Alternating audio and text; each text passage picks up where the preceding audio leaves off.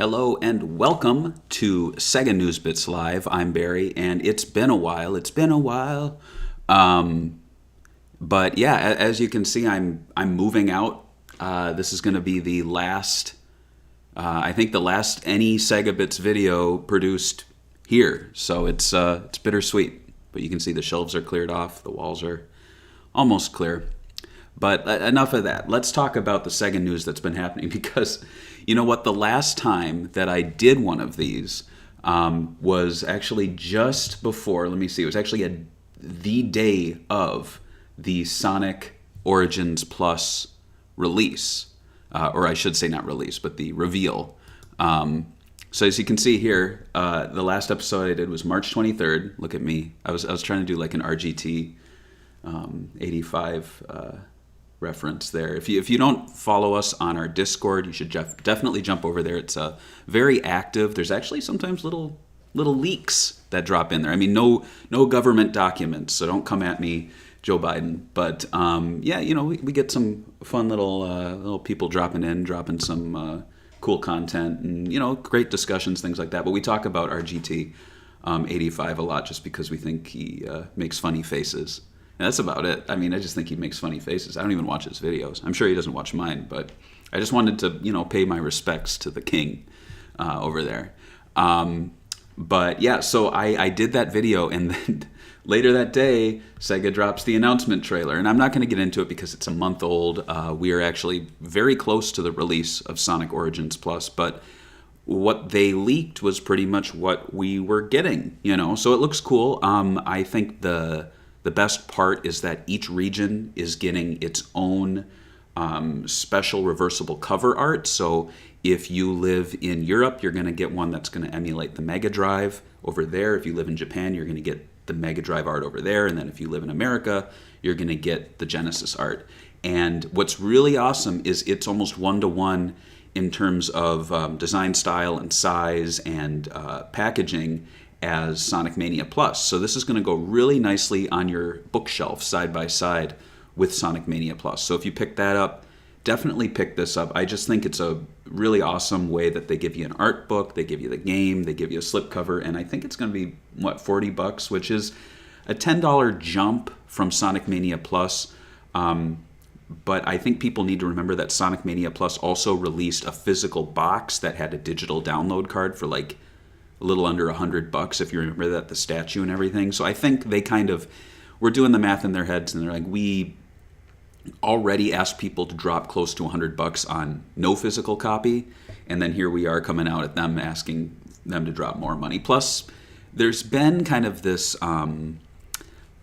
decision made by Sega with the Sonic brand where it has been $60 main series games, $40 price point for spin-offs, remasters, things like that. And I think they're really going to stick with that. And you might go, oh, $60 is too much for Sonic. But unlike Mario, Sonic games are constantly being discounted. Outside of the launch, within just a few weeks, you could get Sonic Frontiers for, I think, $10 to $15 to $20 less. I saw it for $40 a couple days ago. So, you know, Sega's smart. They're making their money. They know that they're actually releasing a game at a higher price point, and they can lower it and at what is kind of the normal price point and not get dinged and make people feel like they're saving money. So, smart. Going back to the news from the past month, I got a little complaint. So Samba de Amigo Party Central. I am very excited for this game. I love Samba de Amigo. But why is it that all of the reveals are static images? This is a music game. We are seeing hardly any graphics or any live video of people playing this game. Like, hey, I'm Scott from IGN, and Sega invited me over to play the game. Oh, this is cool. And it kind of worries me. It makes me think that maybe the game control's not so great. So hopefully they can start doing those sorts of promotions to kind of put my mind at ease. We also have this reveal then that Sonic is joining. He's going to make a cameo. They're going to have 2 Sonic songs. They're going to have Fist Bump, and they're going to have Escape from the City, and it's going to be in this special new location. So I think that looks pretty cool. Looking forward to that. But again, I really wish they would actually give us like videos and music reveals, because for a music game with, over, I guess, 40 tracks, they haven't given us anything, and this game comes out in 2 months. So we'll see. Another little tidbit regarding Sonic Origins Plus is that Simon Thomley of Headcanon, who we actually interviewed well before Mania, but we talked about the Taxman Stealth iOS ports with him. Very cool guy. He is also, headcanon. He's a loose cannon, but in a good way, I think. He speaks up when he sees Sega doing something wrong with games that he worked on. For example, he would bring up that they would be putting in DRM, or he would bring up that they manipulated the game that they sent over to break it. And so it sounds like he is much happier with Origins Plus. It sounds like they fixed some issues that fans and he had called out. So I'm looking forward to that. I think that's what they're not advertising, and why would they? Like, you wouldn't release a new game, like a revision, and be like, it fixes everything, and people go, oh, the game was broken? Like, so this is kind of something they're doing on the down low. Wacky bit of news. So there was a canceled Woody Woodpecker Racing Dreamcast game, and it was actually found and released. I guess it's playable in some state for the Dreamcast. But what's interesting is that this game was actually promoted on the back of the Grinch Dreamcast manual. And if you watch the Sega Talk episode of The Grinch, we actually talked about that, how there were some Konami games that were not actually ever released, even though they were promoted. So this one, it actually was released for PlayStation, PC, and Game Boy Color. The Dreamcast one would have just been like a sharper version of the PlayStation game. So it's not like this was a lost game, but the Dreamcast version definitely was thought to never exist. So the port was saved and archived. So you can check that out on the site. We have links there if you want to get wacky with Woody. Not too much to say about this. For April Fools, they released Sonic the Hedgehog is Dead, or whatever they called it. The Murder of Sonic the Hedgehog. I actually have not completed it. I've been so busy, obviously, with the move. But it's a very cool thing that they've been doing, and they're kind of setting the bar high, because now, they're going to have to be doing this every year. Give us a free Sonic game. Interestingly, though, look at that. So Knuckles has his hat, and that's been a very popular thing lately, is putting that hat on Knuckles between Sonic Dash DLC, and then in this, which is quasi-canon, and then in the comics, and in the OVA, obviously, where it came from. But that brings us to, and we'll skip over this, oh hey, Sega Talk Mangayo, there's a game for the Kickstarter called Harlequest. Steel, yeah, you can read these things. I'm not covering everything. I'm actually not even going to talk about Rovio on this episode, because we have a Sega Talk coming up first week of the month, next month, talking about Angry Birds and Rovio, and we'll cover the deal as well. But you can read a little bit about that. Basically, Sega had a coupon code. They were going to spend $1 billion on Rovio, ended up spending $776 million, which I think is interesting, because isn't that the amount in the Fox News defamation lawsuit? I don't know, it makes you think, you can lie about an election and you can buy Angry Birds for the same price. So, now you know. New Nintendo Switch Online games have dropped. Again, check that article out. But the other thing I was going to focus on before we get to Jet Set Radio 3, which I'm sure people are jumping in to learn about and then dropping off because I'm not talking about it at the onset. But you got to understand, I got to front load this with all the other stuff so people watch the video, see, again. But yeah, I thought this was maybe dead in the water. I didn't know if it was happening. They hadn't talked about it for months, if not a year, since announcing it. But yes, the Knuckles series is happening for Paramount Plus. As you can see here, that hat looks like it's coming back. I don't think that's just there for the reveal. I think it's going to be in the series, which I think is pretty cool. But there's actually been a lot revealed about this. So it was revealed on the Sonic Movie Twitter account, and then Deadline went further into it. They revealed that Idris Elba is coming back to voice Knuckles, so we are not going to be getting his sound-alike from the short that was on the Blu-ray and 4K release, which is all right, but you got to have Idris Elba. Also, very exciting, Tika Sumpter is back as Maddie Wachowski. And if you click the link here, it'll take you to a website called MaddieWachowski.com, which I actually own. Let's see if it loads up. It's been a little slow today. We'll jump back to MaddieWachowski.com. But in the meantime, other people on the cast include Adam Pally, who I think is going to be the co-star. So he was Wade, the dumb guy, the dumb sheriff with the little wee-oo on his head. And they are going to have Knuckles training him to become an Echidna warrior.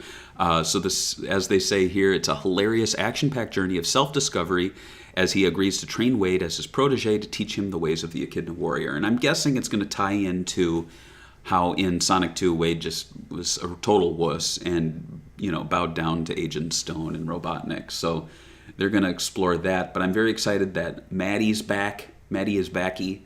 Adam Pally's there. And then they're going to have new cast members, including Eddie Patterson, Julian Barrett, Scott Mescudi, Ellie Taylor, and then Rory McCann, who is from the Game of Thrones show, apparently. So maybe we'll get some hardcore violence. MaddieWachowski.com is not loading, unfortunately, guys, but you can check that out. It is... It basically redirects to a poster of Maddie. And I'll do something else with the URL eventually. But right now, Maddie is our queen here at Segabits, just as Yu Suzuki is our king. So I'd like to see a throne. I'd like a AI art, or a real artist, actually that'd be better, fuck AI art, of Yu Suzuki and Maddie as king and queen of Segabits Castle. But yeah, it's in production. So there's going to be they call it a pilot episode. Obviously, this whole series is going to get made. A pilot's more presented, and then they make the decision on going forward with the series. So I don't know why they're calling it the pilot, but essentially Jeff Fowler will be directing that first pilot episode, and then Neil H. Moritz, Toby Asher, John Whittingham, and Toru Nakahara will serve as executive producers for the series. I am assuming that Nakahara works for Sega Sammy. Idris Elba will serve as an EP as well, and additional directors will include Ged Wright, Brandon Trost, Yorma Tacone, and Carol Banker. And then what puts me at ease is that John Whittington, who wrote Sonic 2, will write the pilot and serve as the head writer for the series. So there's going to be a lot of, connections between Sonic 2 and probably little hints to Sonic 3. So I'm looking forward to this. I'm guessing it's going to be dropping end of this year, and then we'll get Sonic 3 next year. So it's very cool that they are being consistent with the Sonic movieverse drops. And, if you followed our Sega Newsbits videos before we even went live, when we were doing the pre-recorded stuff with George, I was way down on Sonic 1. I thought that movie looked like shit. I hated the designs. I hated the direction. I didn't know why there was a cop. I didn't know why it was Green Hill, Oklahoma or Montana or wherever they are.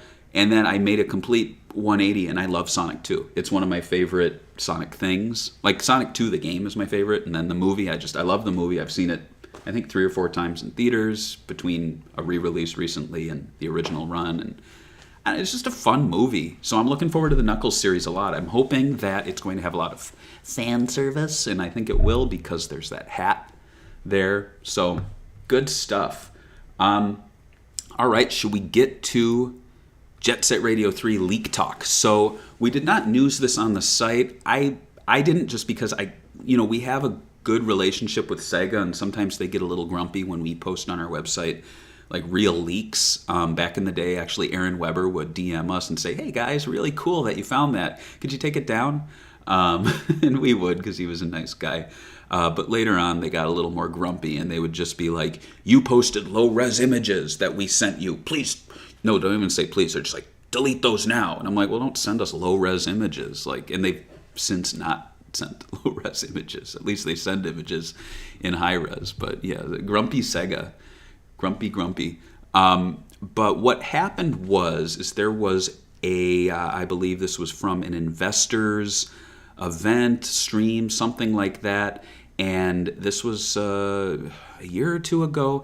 And there was early footage of Sonic Frontiers, which people were going crazy over because it had more effects, and they were like, "Oh, they downgraded it for the Switch," even though they forget that there's graphics settings that you can tweak between different versions. So whatever. I honestly, looking at the Sonic Frontiers clips that did leak, it just looked too messy. I think for people who have vision difficulties, they're not going to put out a game where Sonic's like a big glowy orb and there's all of this dust around. It looks nice, but when you think about playability, it makes it very hard to see. And I think one of the things I really like about Sonic Frontiers is the visibility is very good. Even at night, you can see the surroundings. So honestly, I think that's what it was.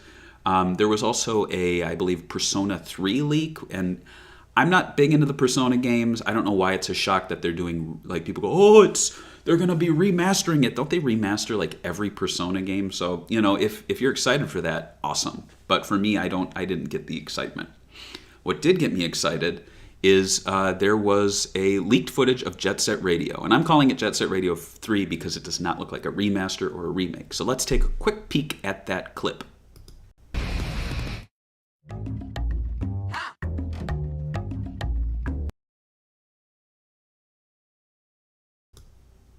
That was it. Should we watch it again? Let's watch it again.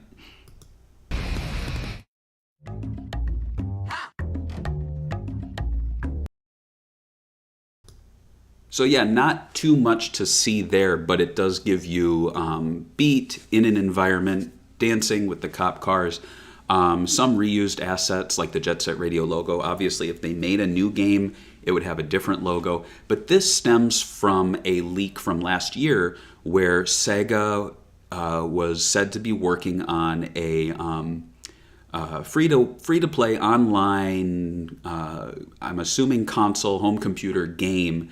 They're trying to create kind of their Fortnite, their what is that called, live service game. And so it was said that they were working on a Crazy Taxi, and they were also working on a Jet Set Radio. Now, the Crazy Taxi game, to my knowledge, was 2 to 3 years out if it was happening. So it's going to probably come next year, be announced end of this year, come next year, or be announced next year and come the following year if it's happening for Crazy Taxi.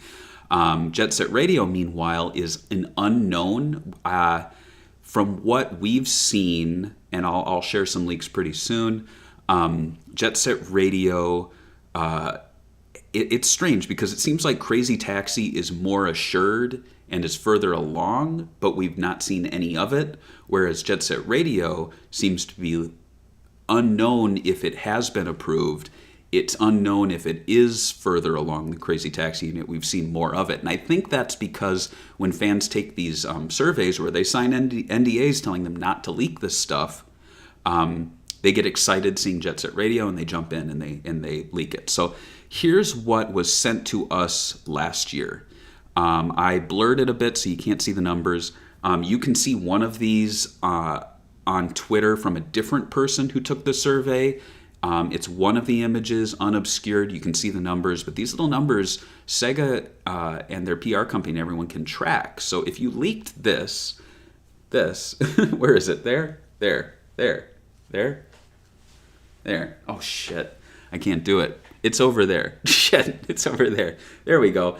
If you leak this, don't leak that. Like, it's great that you're showing it. Like, if you're sending it privately to fan sites that are smart, we're going to blur it, we're going to obscure it, we're going to keep it to ourselves. We'll talk about it, but we won't show it unless we feel like we've obscured it enough that you're safe.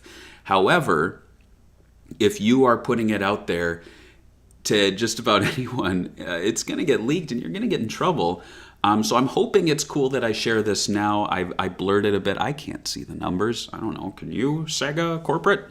But what you can see here is this was sent around last year for a survey, and it was basically gauging which art style they preferred. You can see here that there is very subtle differences. So down at the bottom here, it's almost like a painterly. Actually, it's not painterly. If you look at the high-res one, it's almost like colored pencil. This one's almost painterly. In the second from the bottom, the second down here is more, the one around here is more just like straight, flat, less details on the cell shading. And then the top one up here is kind of like that artwork. If you're a big Jet Set Radio fan, there's Jet Set Radio 1 artwork of Gum. She looks hyper realistic. She's got her arms crossed. It's kind of like that. And in my opinion, that's the preferred one. I think that one looks best. Now let's go back to that video and just take one more look at it.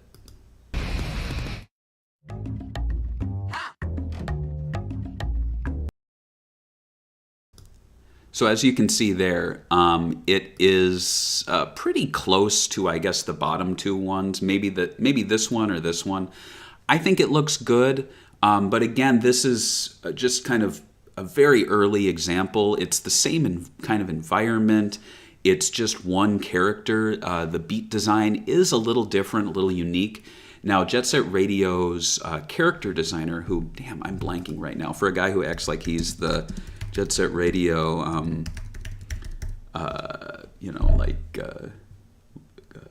smart guy. I don't know the name. I can't even think of the words.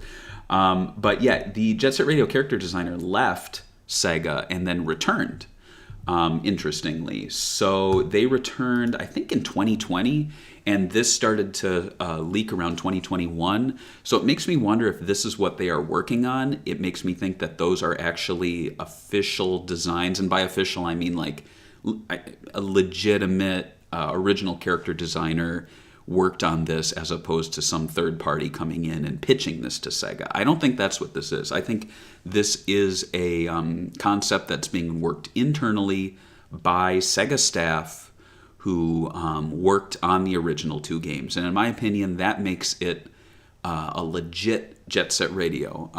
If you follow us on Twitter, sometimes I butt heads with people who are like saying, oh, this new game is the spiritual successor to Jet Set Radio. And in my opinion, and the original definition of spiritual successor is that it is someone who originally worked on the previous one, but for some reason, legalities, something like that, they cannot use the same IP, so they use something different. So a spiritual successor would be like Child of Eden to Rez, or what else is there? There's a Crimson Dragon to Panzer Dragoon. So it's like game designers making something similar to their previous games, using elements, expanding on it, but obviously they can't use the original IP. Now, as is the norm with terms on the internet nowadays, like nothing means anything anymore. So you can say, oh, I made a game that looks like Jet Set Radio, and people go, oh, it's the spiritual successor to Jet Set Radio. It's like, even though no one has worked on the original Jet Set Radio, has worked on that game, it's really a fan game that is emulating the style. That's great. Looks like a great game, but to me, it's not a spiritual successor. But in any case, that is really where this is at. They have, as of last year, had artwork footage, and we do not know if it is still in the works, but given the positive feedback to it online, and the way, I don't know, Hideki Naganuma shared this out and got really excited. So I don't know if he knows what's going on. Maybe he has inklings from, behind the scenes. But yeah, I wouldn't know for sure. And let's see, we have a comment here. It says, all the spiritual successors never ended up having the funds to hire the composer for a full soundtrack.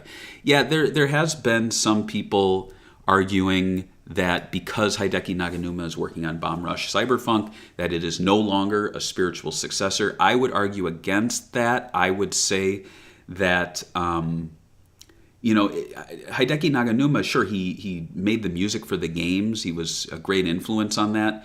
But if you're making an homage to it, you're just asking him to come in and emulate his style. That's not really making your game a true spiritual successor in my eyes. It's I don't know. It just seems like Hideki Naganuma's a freelancer now, so anyone can hire him. I could hire him to write the Sega Bits theme song and then claim this is a spiritual successor to, I don't know, anything. But regardless, let's get away from that. But that just about does it for this episode, this, I guess, finale. But yeah, as far as what's coming next to Sega Bits, we have a Rovio Angry Birds Sega Talk episode dropping beginning of next week. Next month, I should say. I also will be getting back to the Swing and Report show live. Took a break from that, but I really want to do an episode on Sega Pico drawing, painting application. So it might be like a Bob Ross sort of situation there. But anyway, thank you so much for watching. I've had a lot of fun since 2016 recording in this space, and I'm looking forward to what the next space will bring. So again, thanks for watching, and I'll see you next month somewhere else.